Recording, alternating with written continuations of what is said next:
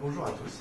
Voilà, donc on m'avait promis un sandwich, mais je ne l'ai pas vu. Donc bon, je vais faire sans. Mais voilà, je venais vous parler donc de la protection des idées et notamment la protection des logiciels, puisque comme vous le savez peut-être, c'est assez compliqué de protéger ces logiciels, surtout au niveau international, quand on fait quand on a des créations. Alors après, ça peut être des créations logicielles ou des marques ou des brevets, des dessins modèles. Et donc je vais essayer de vous faire un tour d'horizon un peu de tous ces différents types de protection qui existent, sachant que je ne pourrais pas non plus rentrer dans les détails. Donc je ne pourrais pas vous expliquer comment on dépose un brevet par exemple, ou comment on dépose une marque, parce que ça nécessiterait plus qu'une heure. Voilà. Donc pas non plus d'études du code de la propriété industrielle malheureusement, mais tant pis, on fera sans. Donc je vais me présenter. Je m'appelle Vincent Morel. Je suis juriste donc, de formation et j'ai fait mes études plutôt à Grenoble et après dans le sud pour arriver ici. Et actuellement, je suis chargé d'information à l'INPI, donc à Lille. Voilà, je ne sais pas si vous connaissez un peu l'INPI. C'est l'office d'État qui enregistre justement les marques et les brevets. Voilà, donc c'est mon travail. Et j'ai bossé aussi dans pas mal de startups à technologie avant d'arriver à Lille. Voilà. Donc, alors en ce qui concerne la propriété intellectuelle, comme je l'ai dit, je ne vais pas rentrer trop dans les détails, mais vous avez en fait deux grandes catégories à l'intérieur de la propriété intellectuelle. Vous avez d'un côté le droit d'auteur, donc qui protège les œuvres et les auteurs. Et de l'autre côté, vous avez la propriété industrielle, donc c'est celle qui permet d'avoir un monopole et un type de propriété sur un nom, par exemple, une forme ou un procédé technique. Ça, on va en reparler aussi. Voilà. Donc ça, c'est les deux grands domaines. La différence entre les deux, c'est que la propriété industrielle, elle nécessite toujours un dépôt, c'est-à-dire une formalité administrative, alors que le droit d'auteur, lui, naît spontanément. Voilà, du fait même que vous créez quelque chose, vous avez un droit d'auteur. Là aussi, on va en parler, parce que c'est très important dans les logiciels, justement. Alors, justement, les logiciels. Il existe des définitions juridiques qui sont assez larges. On sent que les gens qui ont fait ces définitions ne sont pas forcément des cracks en informatique, donc du coup, je ne les ai pas mis ici. Mais ça ne rentre dans aucune catégorie spécifique de la propriété intellectuelle. Et c'est tout le problème, justement. Puisque la plupart des conventions qui existent sur la propriété intellectuelle datent de la fin du 19e siècle, et il n'y avait pas beaucoup de logiciels à l'époque, vous pouvez vous en douter. Donc c'est pour ça que, effectivement, ça ne rentre pas tellement dans ces catégories-là. Voilà. Donc vous avez, c'est protégé par le droit d'auteur en tant que création, mais par contre, ce n'est pas toujours protégé par le brevet. Et ça aussi, on va en reparler. Là, c'est l'intro. Voilà. Alors, le problème, c'est surtout qu'un logiciel, et je pense que je parle sous votre contrôle, c'est un ensemble de données mathématiques qui sont en fait résumées et qui sont mises ensemble. Or, on ne peut pas déposer, on ne peut pas avoir le monopole sur des données mathématiques et algorithmiques. C'est impossible.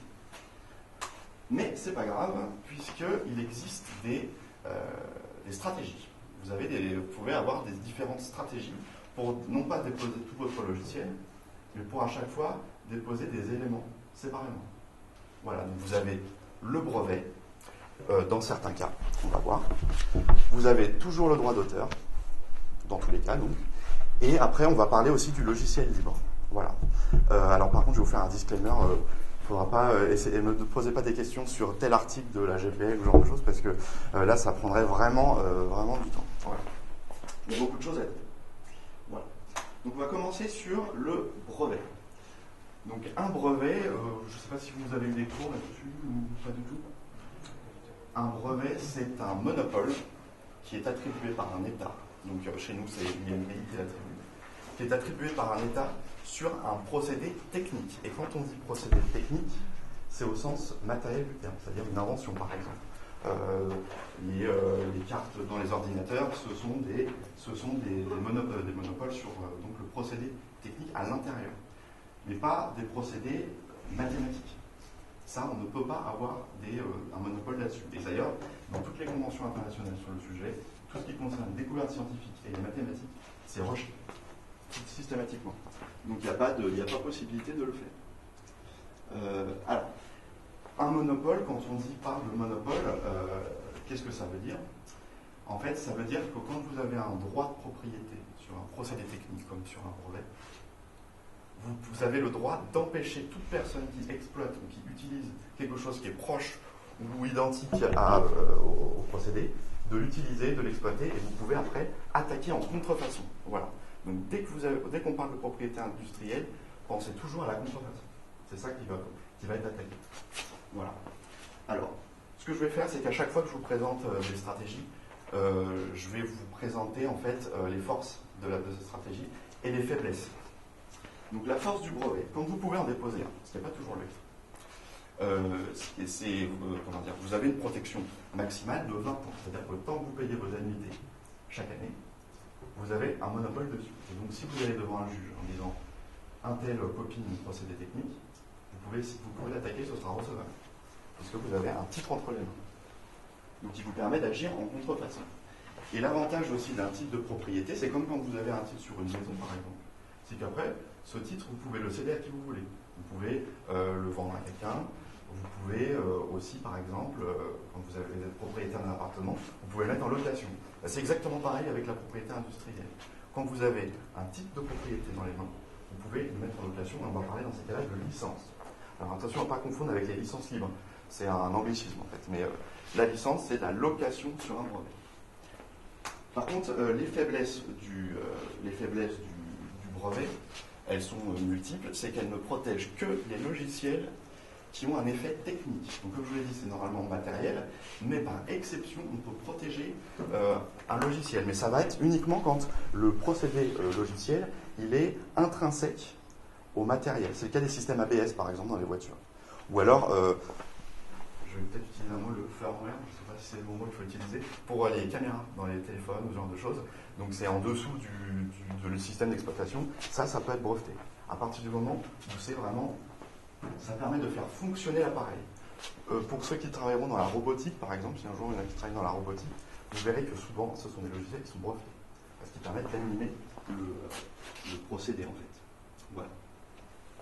Alors, autre problème, c'est que quand on parle de logiciels, tous les pays dans le monde ne sont pas d'accord. En France et en Europe, il n'y a pas possibilité d'avoir un brevet normalement sur un logiciel. Sauf si c'est pour des raisons matérielles. Mais le monde là-dessus n'est pas arrivé à une concorde sur ce point, puisque les États-Unis, par exemple, eux, permettent dans une certaine manière la protection sur les logiciels. Et des fois sur des trucs assez absurdes. Par exemple, vous savez, le double clic, c'est le click and buy de Amazon, et fait l'objet d'un brevet. Mais un brevet qui s'applique aux États-Unis parce qu'on ne peut pas le transférer chez nous. C'est impossible. Voilà. Autre problème du brevet, ça freine le partage des connaissances, puisque quand vous avez un monopole sur une idée, et que du coup, toute reprise, quelle que soit sa forme de l'idée, peut faire l'objet d'une action en contrefaçon, c'est pas facile d'avoir une communauté d'utilisateurs ou une communauté autour d'un logiciel, puisque en fait, il y a un monopole, c'est exclusif. Voilà. Et autre problème du brevet, ce sont les frais de protection. Je ne sais pas si vous voulez. Les frais de protection qui sont très élevés, puisque vous devez payer des annuités tout le temps. Et surtout quand vous allez à l'international, donc quand vous avez un brevet européen par exemple, ça coûte très très cher, étant donné que des fois vous devez traduire le texte du brevet, donc on appelle l'abrégé. Vous devez le traduire, et c'est les frais de traduction en fait qui sont les plus coûteux. Donc il faut compter, en France, quand vous déposez vous-même, quand vous ne passez pas par un avocat, et je vous recommande de ne pas le faire, quand vous ne passez pas par un avocat, vous en avez pour à peu près, en tant que professionnel, pour un peu 800 €, je dirais. Ça, c'est le coût du dépôt. Voilà, sachant que vous avez un monopole dessus quand même. Donc c'est 800 € quand vous allez en Europe ou aux États-Unis, on arrive dans les 15 000 € à peu près. Voilà. Donc c'est quand même quelque chose d'assez coûteux, sans compter les frais de traduction. Voilà. 30 000 € avec les frais de traduction en Europe. Si j'ai bien compris, en Amérique, c'est plus. Enfin, aux États-Unis, c'est plus complexe. Ils peuvent protéger plus de choses. Oui. Du coup, est-ce qu'un problème déposé en Europe peut être valable aux États-Unis? C'est justement la question du click and buy. En fait, il y a des brevets qui ne peuvent exister que dans la zone où ils ont été déposés. Parce que là, c'est aux États-Unis qui a été déposé, et qui ne peut pas être protégé de cette manière en France. Mais est-ce que l'inverse, c'est possible? Oui, l'inverse est possible. Après, à chaque fois, quand vous faites une demande internationale de brevet, donc que vous passiez par le système européen ou que vous passiez par le système dit PCT, qui est géré par l'Office mondial, qui est basé à Genève, en fait, votre demande est transmise dans les pays qui vous intéressent. Et ensuite, les offices nationaux, donc les équivalents de l'INPI, mais dans tous les États, vont observer le brevet avec leurs propres conditions. Donc et c'est pareil pour les marques, c'est pareil pour les dessins modèles. Ça veut dire que du coup, les conditions vont s'appliquer comme s'il s'agissait d'un brevet américain ou d'un brevet français. Voilà. Donc c'est pour ça qu'il faut faire attention quand on prépare sa stratégie, de bien regarder, ce qui s'applique dans un pays mais pas dans un autre, pour éviter de se retrouver en fait avec des brevets comme ça que vous avez mis un certain temps à rechercher, à déposer et qui finalement ne s'appliquent pas du tout. Voilà. Alors l'autre stratégie, si vous avez bien des questions de brevet, vous pouvez les poser à la fin si vous voulez. L'autre stratégie, c'est la stratégie du droit d'auteur. Comme je vous l'ai dit, donc là on quitte la propriété industrielle, donc on va revenir dans cette... Comme je vous l'ai dit, le droit d'auteur protège les créations. Voilà. Alors ce qu'on entend par création, c'est lorsque vous créez quelque chose, donc ça peut être littéraire, artistique, ça peut être un code source, ça peut être tout ce que vous voulez. Quand vous créez une œuvre qui va être marquée par votre empreinte en tant qu'auteur. C'est ça une œuvre au sens de la loi. Si vous demandez à 3 développeurs de vous faire la même solution, je pense qu'il n'y en a aucun qui ferait le même code source au final. Si vous pouvez me le confirmer, après je parle aussi sous votre contrôle. Donc ça veut dire que le code source, comme une œuvre littéraire, ou comme une pièce de théâtre, ou comme une peinture, est toujours marqué par celui qui l'a fait. Et on va parler d'œuvre. Et dans la loi, et dans les conventions internationales, une personne qui est auteur a le droit d'avoir une protection sur son œuvre. Alors la protection sur le droit d'auteur, et qui s'applique aussi pour les logiciels, elle prend en fait 2 formes. Dans le droit d'auteur, vous avez ce qu'on appelle les droits moraux. Les droits moraux, c'est... non, vous inquiétez pas. Le droit moraux, c'est le droit à l'intégrité de son œuvre. Alors ça s'applique surtout pour les œuvres artistiques. C'est vrai que pour un code source, c'est assez compliqué à... J'ai jamais vu encore de jurisprudence qui est condamnée sur le terrain des droits moraux du droit d'auteur. Jamais vu. Par exemple, si jamais on prend votre livre et que on va le plagier ou qu'on va le tourner en ridicule ou ce genre de choses. C'est ce qu'on appelle le droit moral. Donc ça, c'est attaché à l'auteur.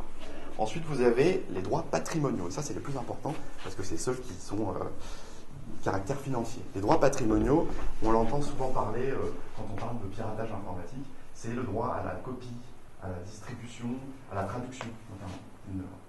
Donc, quand vous êtes auteur de votre code source, vous avez le droit d'en contrôler les copies, notamment. Toute la distribution et la traduction. Alors, pour un code source, je ne sais pas trop ce que ça veut dire, une traduction, mais vous avez le droit aussi de la traduction. Donc ça, c'est pour la protection du code source. Et donc, là aussi, pareil, force et faiblesse. Alors, la force du droit d'auteur, c'est que, comme je vous l'ai dit, c'est un droit qui naît spontanément, ne nécessite pas de formalité préalable. À partir du moment où vous allez créer une œuvre, quelle qu'elle soit, vous en êtes automatiquement l'auteur, et donc vous avez automatiquement le droit d'auteur. Le problème, c'est de prouver que vous êtes l'auteur. C'est tout le problème. Alors que vous n'avez pas de problème comme ça avec un brevet. Un brevet, il y a votre nom dessus, vous êtes le déposant. Donc il n'y a pas de preuve. Alors que pour un code source ou pour un livre ou je sais quoi, il va falloir prouver que c'est vous l'auteur. Ça va être la complication. L'avantage du droit d'auteur dans les logiciels, c'est il fait l'objet de dispositions spécifiques, notamment en droit européen. Vous avez donc une directive européenne qui, justement, délimite et reconnaît le droit d'auteur pour les logiciels. Donc ça, c'est intéressant. Et c'est pareil aux États-Unis. Aux États-Unis, vous avez aussi une jurisprudence qui reconnaît le droit d'auteur en tant que pour les logiciels. Voilà. Et donc, comme je vous l'ai dit, vous avez des conventions internationales dans ce domaine. Et notamment, ça a été reconnu dans un amendement d'une des plus vieilles conventions actuelles. C'est la convention de Berne en 1886. Vous avez eu un amendement dessus qui reconnaît aussi les logiciels comme étant dignes de protection en tant qu'œuvre. Voilà. Là aussi, vous avez compris ou pas? C'est bon. D'accord. Donc ça c'est le plus important, parce qu'en fait, c'est toujours ce qui va exister. Que vous déposiez un brevet ou quoi que ce soit, vous aurez toujours à côté le droit d'auteur. Donc des fois, on arrive à des situations un peu bizarres où quand vous allez créer un système donc, que vous allez pouvoir déposer en tant que brevet, ça va être votre employeur qui va en être le propriétaire, mais vous pouvez en être encore l'auteur. Donc vous avez du coup le droit de propriété industrielle qui va être détenu par l'employeur et le droit d'auteur qui va être détenu par le développeur. Voilà. C'est pour ça que dans les contrats de travail, en général, c'est prévu. Je vous rassure.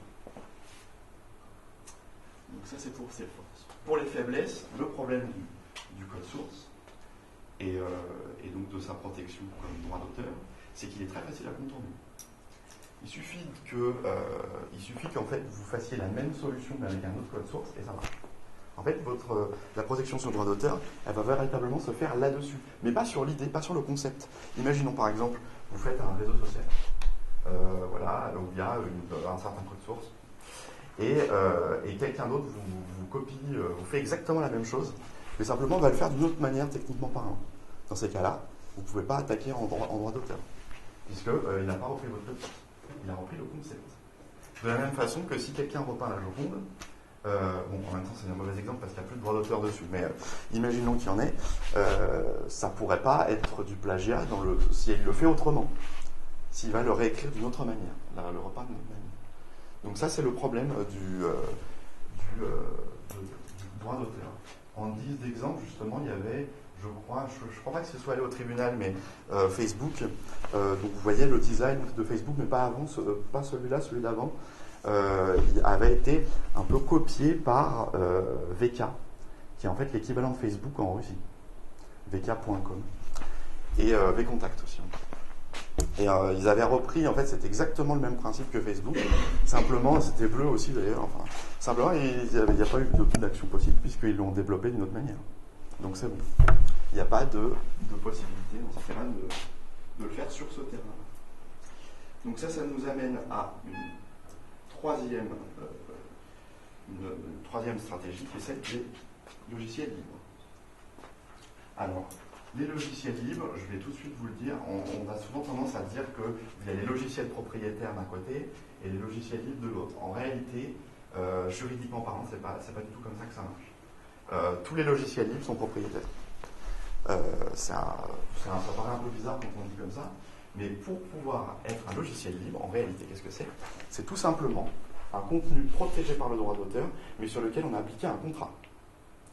D'accord ? C'est-à-dire que c'est comme un contrat de bail dans une maison, dans un appartement. Vous avez le bail tel qu'il est décrit dans la loi, et ensuite les dispositions spécifiques telles qu'elles sont décrites dans votre contrat de bail.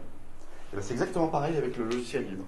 C'est toujours un contenu protégé par le droit d'auteur, et le développeur qui y fait appel ne renonce pas à son droit d'auteur, mais simplement il va l'aménager contractuellement dans le cadre de ce qu'on appelle les licences libres. Voilà. Donc là-dessus, il faut faire attention, tous les logiciels libres sont toujours propriétaires. Et il y a autant de licences que de produits. Je suppose que vous en connaissez certaines beaucoup mieux que moi. Vous avez la GPL notamment, qui est donc un aménagement contractuel du droit d'auteur. Vous avez la licence Apache aussi. C'est celle qui protège, je crois, il me semble que Android est sous licence Apache. Alors, la force du logiciel libre par rapport au reste, par rapport au droit d'auteur, c'est qu'il fait participer les utilisateurs au développement. Quand vous faites un logiciel libre, vous divulguez le code source. Alors que quand vous voulez protéger en tant que droit d'auteur, ce n'est pas du tout dans votre intérêt de divulguer le code source. Vous allez le garder secret. Dans le cadre d'une licence libre, vous allez faire participer les utilisateurs, dans le cadre de communauté, à votre développement. Donc ça permet aussi une large diffusion, puisque quand vous avez une communauté d'utilisateurs autour de votre logiciel, ça veut dire que vous avez autant de personnes qui peuvent être capables de le promouvoir, et gratuitement. Donc ça c'est assez intéressant. Le fait d'ailleurs qu'il y ait une participation des utilisateurs dans le cadre de différentes communautés, il y a eu des calculs là-dessus, réduit en fait le coût de développement de votre solution. Je sais plus, j'avais vu, c'est remarqué dans les sources, j'avais lu un document là-dessus de l'Agence de protection des programmes, je ne sais pas si vous connaissez cette agence, qui justement avait calculé la réduction que ça fait quand on passe en logiciel libre. Vous avez en fait une réduction du prix de la ligne de code qui se fait grâce à ça. Autre chose intéressante, c'est que le logiciel libre, comme il est comment dire, aménagé dans un contrat, il bénéficie d'une protection aussi internationale. Comme je vous l'ai dit, le code source et le droit d'auteur sont reconnus dans des conventions.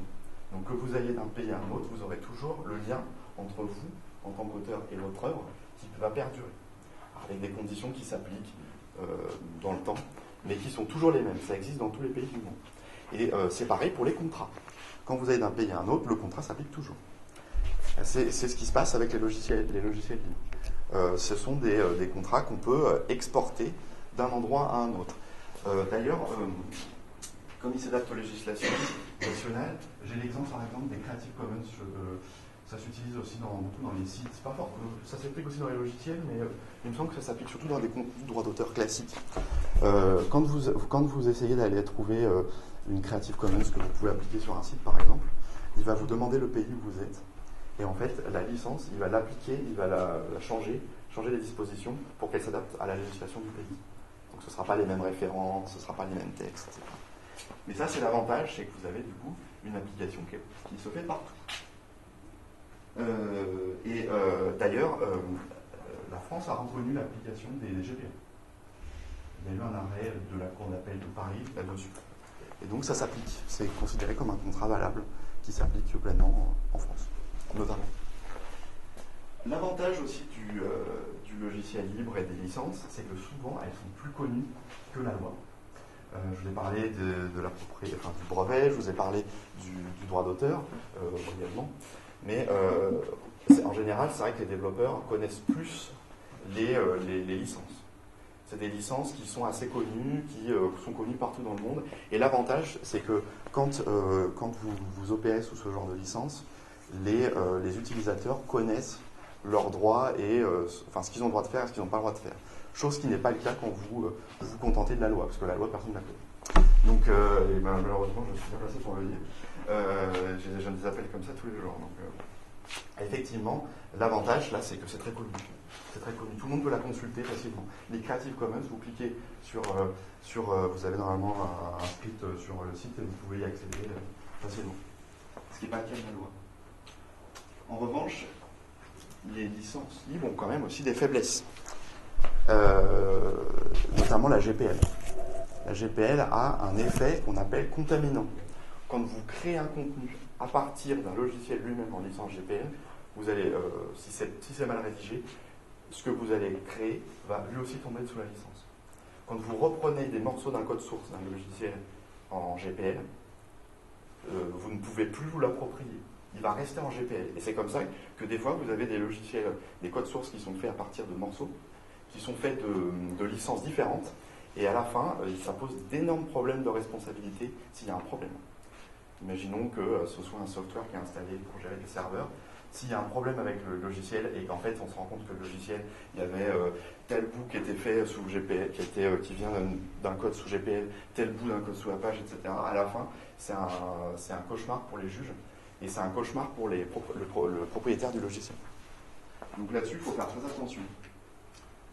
Autre gros problème, c'est que à partir du moment où vous n'avez plus le monopole au titre d'un brevet, vous divulguez votre code source, la valeur patrimoniale dans votre entreprise va baisser.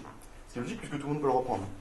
Donc quand vous êtes en force de négociation quand vous négociez avec des partenaires ou des clients, forcément à partir du moment où votre solution, tout le monde peut la reprendre au final, en fait la force patrimoniale du logiciel tel qu'il existe dans votre patrimoine va baisser par rapport à un brevet qui lui est un monopole, donc tout le monde va se l'arracher pour pouvoir avoir une licence.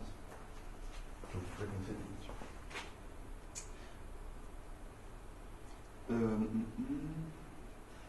Oui, et aussi le problème, c'est que comme vous ne pouvez pas le céder de façon onéreuse, vous ne pouvez pas le vendre, vous ne pouvez plus le vendre, enfin, vous l'avez mis sur licence libre, vous ne pouvez plus le vendre sous contre de l'argent. la valeur immédiate de votre solution baisse aussi. Pas seulement la valeur patrimoniale, mais la valeur immédiate. Donc, le plus grand nombre. Donc ça, c'était pour la protection des logiciels. Voilà, donc j'ai fait un petit tour d'horizon. Ça s'applique aux logiciels. Mais je voulais quand même vous parler d'autres types de propriétés industrielles qui existent. Donc là, on revient dans la propriété industrielle, donc les titres de propriété. Il y en a un qui peut être intéressant, mais qui ne s'applique pas vraiment pour les logiciels, mais qui s'applique aussi, c'est le dessin modèle. Le dessin modèle, c'est le moins connu des trois titres qui existent. C'est celui qui va protéger la forme d'un produit. Donc, par exemple, l'iPhone 4 ou même cet ordinateur, tout ça, c'est protégé par les dessins modèles. C'est-à-dire que si vous faites quelque chose de complètement différent à l'intérieur, mais que vous lui donnez la même forme, il y aura contrefaçon. Et il y a eu un arrêt là-dessus entre c'était Apple et Samsung qui s'étaient battus sur la forme c'était l'iPhone 3 et c'était le Samsung Galaxy S2, je crois, qui se ressemblaient beaucoup. Et c'était justement sur ce terrain-là, le terrain du dessin modèle. Alors là où c'est très important, c'est que quand vous faites des appareils, quand vous êtes par exemple dans du hardware et que vous créez un appareil, un produit fini, là où c'est très important ce titre, c'est que la forme, c'est la première chose qu'on voit quand on est consommateur. Quand vous êtes consommateur et que vous avez face à vous des produits qui sont de même qualité, vous allez toujours les distinguer par rapport à leur forme. Et c'est pour ça que la forme peut faire l'objet d'un monopole. Voilà. Alors, on parle de dessin modèle. En fait, quand c'est en 2 dimensions, c'est un dessin. Quand c'est en 3 dimensions, c'est un modèle. Voilà. Ça existe aussi un peu partout dans le monde. C'est moins répandu. C'est partout en Europe, hein, mais c'est moins répandu dans le reste du monde, puisque c'est souvent rattaché au brevet. Notamment aux États-Unis, comme vous l'avez vu, c'est beaucoup plus large la définition du brevet aux États-Unis, et ça inclut aussi la forme des créations. On va parler de patent design aux États-Unis. Et autre chose, ça protège l'aspect visuel général d'un produit, mais ça ne protège pas l'intérieur. Vous ne pouvez pas, par exemple, protéger la forme d'une résistance ou je ne sais quoi, ou la forme d'une carte. Vous ne pouvez protéger que ce qui se voit à l'extérieur. C'est ça, en fait, que vous allez pouvoir protéger avec un dessin modèle. Il y a autre chose, c'est pareil que pour les brevets. Quand vous êtes graphiste, par exemple, vous allez pouvoir créer des choses protégées par le dessin modèle et le déposer, mais vous allez aussi, à côté, en être l'auteur. Donc là aussi, ça se combine. Vous avez le dessin modèle d'un côté, et en même temps, vous avez le droit d'auteur. Et donc, même problème, si vous êtes graphiste, vous faites quelque chose, donc imaginons, vous faites un sac ou je ne sais quoi. Dans ces cas-là, il va falloir aussi prévoir la cession des droits d'auteur dans votre contrat. Donc ça, c'est une autre chose importante à faire. Je vais vous parler après, c'est le dernier type de propriété industrielle, c'est la marque. Alors ça ne concerne pas spécifiquement les logiciels, ça concerne un tout, la marque. Et donc c'est le monopole sur le nom. Voilà. Alors, en fait, quand j'ai pas le droit de reproduire des marques, du coup j'ai mis un parce que j'ai la chose. Voilà. Alors, le logo c'est important parce que comme le dessin modèle, vous savez, c'est la première chose qu'on voit quand on est dans un rayon supermarché par exemple, le nom c'est pareil. Le nom, quand on est dans un logiciel, par exemple, c'est la première chose qu'on voit. Quand vous êtes vous vendez par exemple votre solution sur un store ou quelque chose comme ça, la première chose que les gens y voient, c'est le logo. Et donc, le logo, le nom, le slogan, tout ça, ça peut faire l'objet d'un dépôt de marque. Donc, ça protège ce qu'on va appeler le sigle distinctif. Le prix d'un dépôt de marque et les conditions de validité sont exactement les mêmes qu'il s'agit d'un nom, d'un logo ou d'un slogan. Vous pouvez même déposer les trois si vous voulez. Donc, ça, c'est pratique.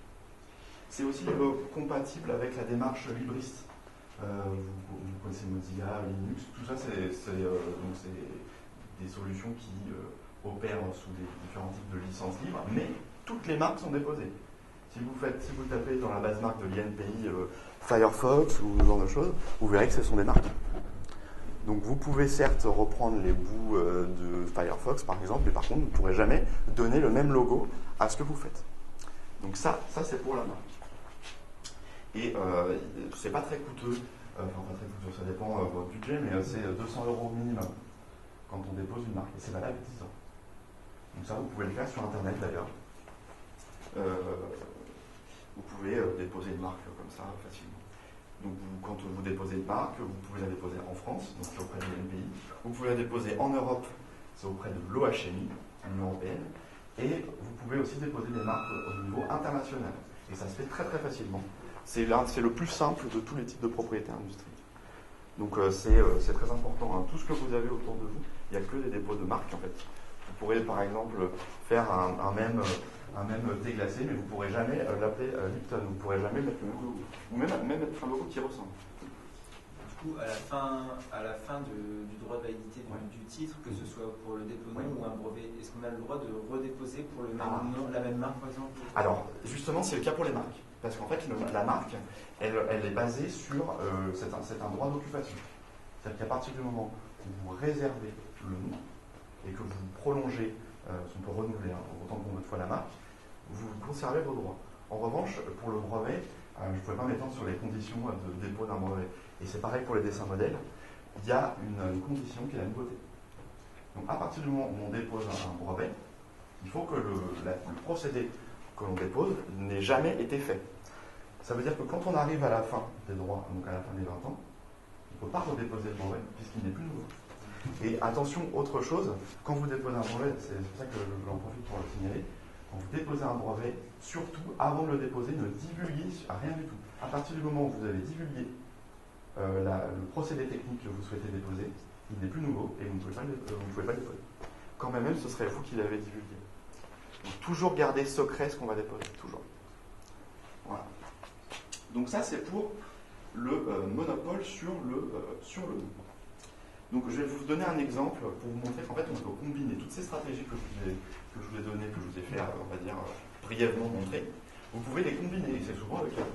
Donc on va prendre un exemple très connu de votre ami Benjamin, on parle, voilà. Donc voici un Minitel. Alors un Minitel, lui, il a, j'aurais pu prendre l'iPhone, mais j'avais peur de me faire attaquer en contrefaçon. Ça marche aussi avec l'iPhone, ça marche avec tout, on va faire l'exemple de toute façon ensemble. Ici, vous avez tous les types de propriétés industrielles. Puisque, comme je vous l'ai dit, ça s'applique à chaque fois sur des choses différentes. Vous ne pouvez jamais faire une marque qui va protéger le concept. Vous ne pourrez jamais faire un dessin modèle qui va protéger l'intérieur, etc. Votre brevet ne protégera pas le nom. Mais par contre, si vous déposez tout en même temps, là, ça marche. Donc, le Minitel, c'est une marque déposée en 2005 d'ailleurs. Elle n'a pas été déposée avant, c'est bizarre, mais vous avez à l'intérieur une dizaine de brevets qui ne... Oui, je crois qu'il n'y en a plus aucun de valide aujourd'hui. Il me semble qu'il en reste encore un, mais je ne suis pas sûr. Et la forme du Minitel, elle, est protégée par un dessin modèle. D'ailleurs, si vous tapez Minitel sur la base de dessin et modèle, vous allez voir qu'il y a quelques formes qui sont encore protégées aujourd'hui. Voilà. Donc, vous pouvez répliquer ça avec, par exemple, un Nexus. Donc, le Nexus, vous avez la forme qui est protégée par un dépôt de dessin modèle. Vous avez les éléments techniques à l'intérieur qui sont protégés par du brevet et parfois les logiciels qui permettent d'animer ces éléments techniques. D'ailleurs, le multitouch, c'est en fait le brevet d'Apple. Donc Google verse des licences, en fait, des droits de licence à Apple. Voilà. Vous avez le système d'exploitation qui, lui, est sous licence libre, donc Apache. Et puis à l'intérieur, vous avez tout un tas de logiciels, que ce soit des logiciels Google ou des logiciels téléchargés, qui eux sont protégés par le droit d'auteur. Et chacun des logos de ces logiciels est protégé par une marque.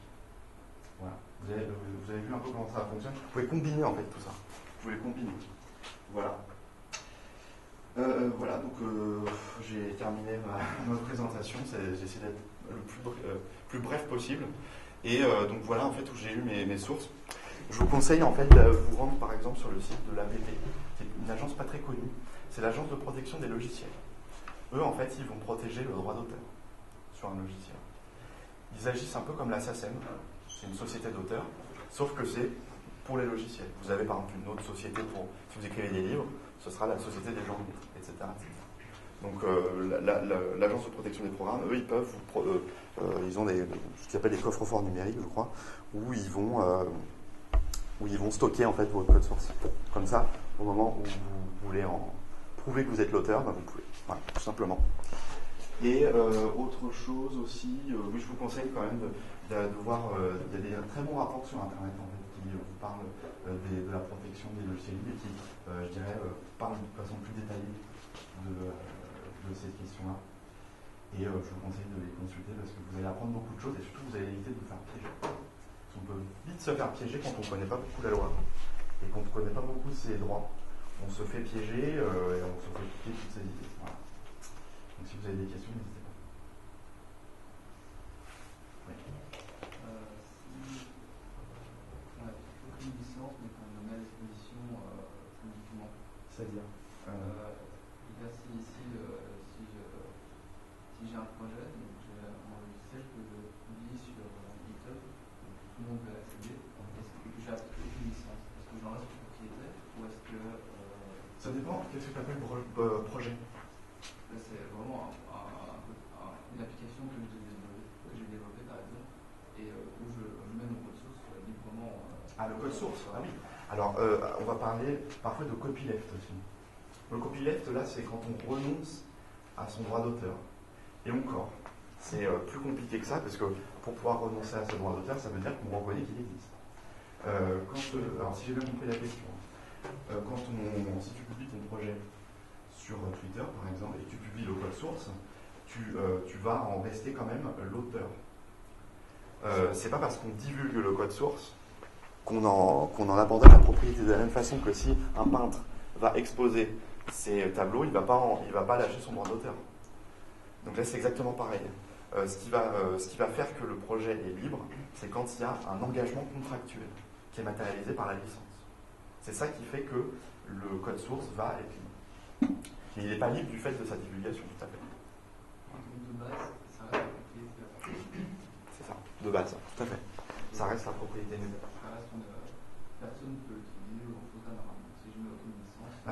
C'est exactement comme quand on prend une photo, quand on met une photo sur Internet, pas sur Facebook parce que c'est prévu dans les CGU, ça, hein, je le dis, mais quand vous avez un site Internet et vous mettez dessus des photos dont vous êtes l'auteur, si quelqu'un veut les reprendre, normalement il doit vous demander l'autorisation, parce que vous avez le droit à la copie, à partir du moment où vous êtes l'auteur. Il ne faut pas copier. Alors, le problème des logiciels, c'est une bonne question, c'est que quand on l'installe, on copie. Donc on considère, je crois qu'il y a, je ne sais pas s'il y a eu un arrêt là-dessus, mais on considère qu'à partir du moment où on est l'auteur d'un code source, d'un logiciel, plus généralement, il faut quand même mettre des conditions générales qui permettent la copie. Au moins la copie pour installation. Il y a des exceptions légales qui existent justement là-dessus. Bon, après, c'est pour ça que tous les logiciels, quand vous faites appel à une solution logicielle, vous avez toujours des conditions générales que personne ne vit jamais.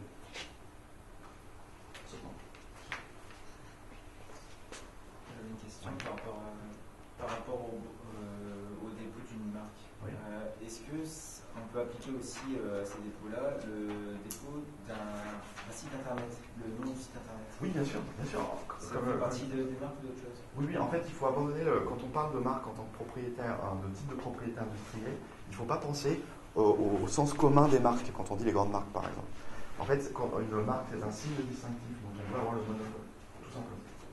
Et c'est sûr que ça peut être le nom d'un site internet, ça peut être un élément graphique, par exemple, ça peut être beaucoup de choses. Nike, quand vous voyez une publicité Nike, en réalité, il y a 4 marques derrière. Vous avez le nom Nike tout seul, juste le nom, qui fait l'objet d'un dépôt, la virgule qui fait l'objet d'un autre dépôt. Vous avez un troisième dépôt, c'est la virgule avec le nom en dessous, et un quatrième dépôt, c'est Just Do It, le slogan. Donc derrière ce que vous voyez au niveau marketing, vous allez en réalité beaucoup plus de marques. Lacoste aussi, il y a le crocodile tout seul et le crocodile avec Lacoste en dessous, c'est un autre dépôt de marque. Donc bien sûr, c'est le nom sur Internet peut faire l'objet d'un dépôt de marque, tout à fait. Il y a une jurisprudence qui est très très récente, qui a été divulguée, je crois, dans la semaine dernière. C'est vente privée. Venteprivée.com, qui se sont fait déposséder leur marque. Parce que eux, ils avaient déposé donc venteprivée.com, mais le problème, c'est qu'il y a quelque chose que vous ne pouvez jamais déposer, ce sont les termes génériques. Vous ne pouvez pas déposer les termes génériques de ce que vous désignez dans votre dépôt de marque. Les produits et services que vous indiquez dans votre dépôt de marque. Donc par exemple, si vous êtes constructeur naval, imaginons, et que vous êtes spécialisé dans les embarcations de petite taille, vous ne pourrez pas faire une marque qui s'appelle Petit Bateau, parce que c'est le nom usuel du produit. Donc ça, l'INPI va directement vous empêcher de le faire. Par contre, si vous faites des vêtements, là vous pouvez, parce que ça ne désigne pas le nom commun de ce qui est déposé. Et donc c'est pour ça qu'il y a une marque Petit Bateau. C'est pareil pour vente privée. Ça a été, on s'est rendu compte que c'était un terme générique, puisqu'il désigne les ventes privées. Et vous ne pouvez pas empêcher d'autres personnes, quand vous faites des ventes privées, vous ne pouvez pas empêcher vos concurrents de donner le nom commun de leur activité. C'est impossible. Voilà. Ça répond à ta question. Merci. Oui. Si on a un site internet, on nomme d'une certaine façon, on a le nom de domaine, tout ça. Si on ne dépose pas la marque, le nom ne nous appartient pas. Le nom, alors justement, c'est le problème des ponts qui existent entre nom de domaine et marque. Il y a des ponts qui existent. Ce serait compliqué de tous les montrer, mais effectivement, quand on a un nom de domaine, ça ne vous donne pas une propriété sur le nom. C'est tout le problème. Donc c'est pour ça que quand c'est comme ça, il vaut mieux déposer la marque à côté. Puisque la marque, elle est publique déjà. Quand toutes les marques, et c'est pareil pour tous les brevets, les feux de dessin modèle, sont publics, sont publiés. Vous pouvez y accéder librement et gratuitement. Quand vous réservez un nom de domaine, automatiquement, ça ne va pas vous donner cette propriété. Il vaut mieux coupler ça avec un dépôt de marque. Et c'est très souvent le cas. Toutes les startups que je connais, ils ont tous déposé le nom de domaine, enfin le nom, en marque à côté. Du coup, si on ne dépose pas la marque, une bonne société peut la prendre et demander d'arrêter de mettre à disposition le nom de domaine. C'est possible. C'est possible. Alors, il y a juste une exception. Ça s'appelle le droit d'usage. Alors, on va rentrer vraiment dans les détails. Le droit d'usage, c'est le cas pour les noms commerciaux, par exemple, des commerces, qui ne sont pas enregistrés. Le nom d'un commerce n'est pas enregistré. Ou ce genre de choses qui ne font pas l'objet d'un enregistrement. À partir du moment où vous arrivez à démontrer que vous exploitiez le site internet avant que cette personne ait déposé sa marque, donc c'est avant le dépôt, vous pouvez empêcher cette personne de vous faire subir le monopole. Donc la marque qui sera faite par ce tiers sera pleine et active, mais par contre, si vous démontrez que vous étiez là avant, que vous avez donc un droit d'usage sur ce nom de domaine, on ne pourra pas vous empêcher de l'exploiter. Mais par contre, si vous faites un nouveau nom de domaine avec une autre extension, après le dépôt de cette marque, là ça va tomber, puisque vous le faites après. De toute façon, que ce soit en matière de propriété industrielle ou de droit d'auteur, c'est toujours le droit antérieur qui l'emporte. C'est toujours celui qui était là avant. Voilà. C'est comme ça qu'on arrive à savoir quand une marque est une contrefaçon d'une autre. C'est le premier qui a raison. Voilà. Ouais. Comment peut-on faire pour protéger une marque ou un nom tout en le gardant secret? Tout en le gardant secret? Par exemple, Apple, s'il veut créer une télé, il ne veut pas que ça se sache, mais il veut protéger son parent iTélé. Alors, normalement, quand vous faites un dépôt de marque, tout type de propriété industrielle et donc tout monopole doit faire l'objet d'une publicité. Doit faire l'objet d'une publicité au sens légal. Doit faire l'objet d'une publication dans des journaux officiels. En France, c'est le BOPI, le bulletin officiel de la propriété industrielle. Donc c'est vrai que c'est difficile de garder secret quelque chose qui va être publié. Donc la technique que font Apple notamment, c'est un bon exemple, c'est ce qu'ils font, c'est qu'ils vont déposer leur marque, leur brevet, ce genre de choses, dans certains pays où il n'y a pas forcément, genre dans des petites îles dans les Caraïbes, où en fait il n'y a pas il n'y a pas forcément une base de données pour le faire. Et ensuite, à partir de la marque qu'ils ont déposée dans ces pays-là, ils vont faire jouer ce qu'on appelle le droit de priorité, qui leur permet dans les 6 mois de déposer où ils veulent et de conserver la date de dépôt de la première marque. Ce qu'on appelle le droit de priorité. Et du coup, c'est comme ça qu'ils font. Mais ils se font souvent repérer parce que dès qu'on connaît leur technique, les journalistes, etc., ils savent tout de suite où regarder. Et d'un seul coup, vous avez les îles Caïmans qui voient leur taux d'abonnement à leur bulletin officiel grimper. Donc c'est pour ça que c'est comme ça qu'ils font. C'est comme ça qu'ils font. Mais normalement, c'est impossible quand on dépose une marque.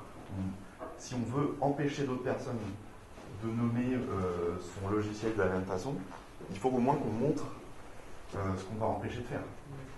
Je ne peux pas dire oui, tu as le droit de le nommer comme moi, mais par contre je ne te montre pas comment je le nomme. C'est pas possible. Voilà.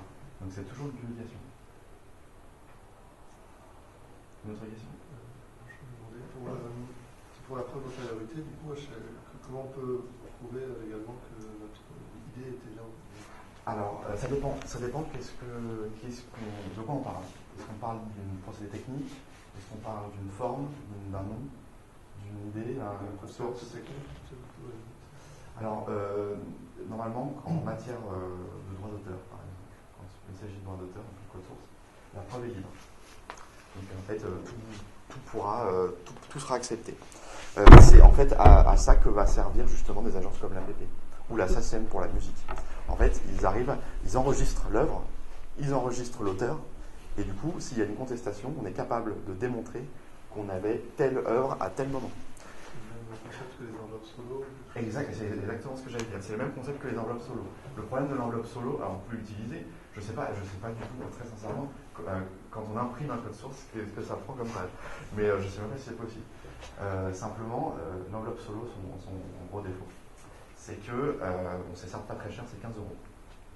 Mais c'est que, elle est limitée en nombre de pages. C'est 7 pages à 4 maximum. Parce qu'en fait, je sais pas, personne connaît l'enveloppe solo?